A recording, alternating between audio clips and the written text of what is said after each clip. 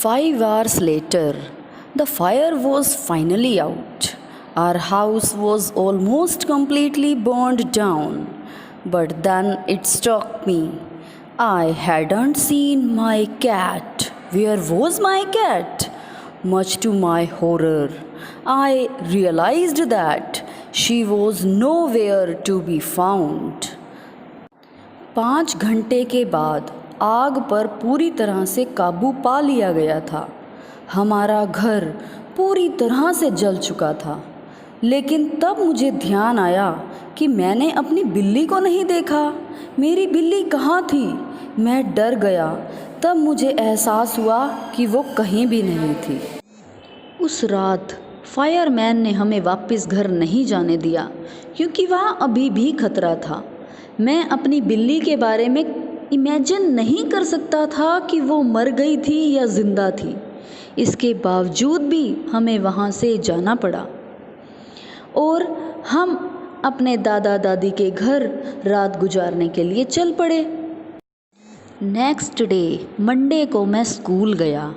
जब आग लगी थी उस टाइम मैं सुबह चर्च में जो कपड़े डालकर गया था उन्हीं कपड़ों में था, लेकिन मैंने जूते भी नहीं पहने हुए थे।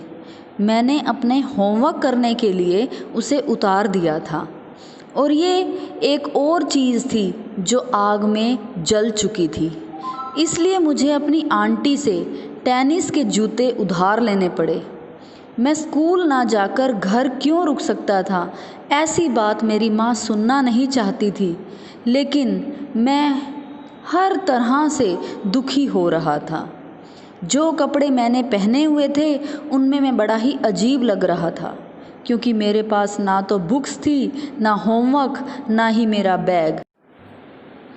I had my life in that backpack. The more I tried to fit in, the worse it got.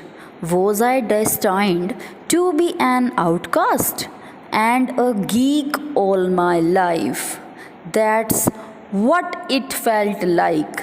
I didn't want to grow up, change, or have to handle life if it was going to be this way. I just wanted to curl up and die. उस bag में मेरी ज़िंदगी थी। मैं जितना भी इसके बारे में सोचता था उतना ही मुझे परेशानी हो रही थी। क्या मैं किस्मत का मारा इंसान था जिसके साथ ज़िंदगी ने इतना बड़ा धोखा किया था? मुझे ऐसा लग रहा था कि मैं तो बड़ा ही नहीं होना चाहता, ना ही खुद को बदलना चाहता था, ना ही ज़िंदगी में कोई संघर्ष करना चाहता था। मैं तो सिर्फ़ और सिर्फ सिकुड़ कर मर जाना चाहता था। मैं एक ज़ोंबी की तरह स्कूल में घूमता रहा और मुझे हर चीज़ अजीब दिखाई दे रही थी। मुझे नहीं पता था कि फ्यूचर में क्या होने वाला है और जो मेरी सभी सिक्योरिटी थिंग्स थी जैसे old school, friends, home, cat, वो सब कुछ छीन लिया गया था। उस दिन मैं स्कूल के बाद जब उस जगह से जा रहा था जहाँ पर मेरा घर हुआ करता था, उस नुकसान को देखकर मुझे बहुत ज़्यादा दुखी महसूस हो रहा था। जो चीज़ नहीं जली थी वो पानी से ख़त्म हो गई थी। सिर्फ फ़ोटो एल्बम, कुछ लेटर्स और कुछ पर्सनल थिंग्स ही बची थी जो मेरी माँ ने बहादुरी से बचा ली थी।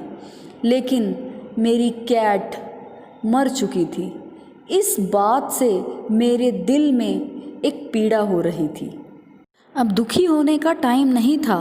हमें रहने के लिए जगह तलाशनी थी और स्कूल के लिए कुछ कपड़े खरीदने थे। इसलिए हमने मेरे ग्रैंड पेरेंट्स से कुछ पैसे उधार ले लिए। उस वीक हमारे घर का मलबा भी उठाया जा रहा था। हमने पास में ही एक मकान रेंट पर ले लिया। मैं हमारे घर के मलबे को साफ़ होते हुए देख रहा था कि शायद मेरी कैट मुझे वापस मिल जाए जो जा चुकी थी।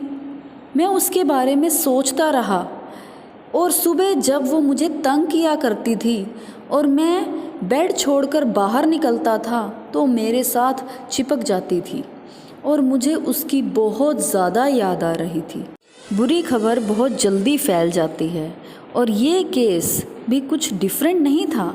हाई स्कूल के सभी टीचर्स के साथ साथ स्टूडेंट्स को भी मेरी कंडीशन का पता चल चुका था और मैं इस बात से परेशान हो रहा था कि किसी न किसी रूप से ये स्कूल भी मेरे लिए ज़िम्मेवार था।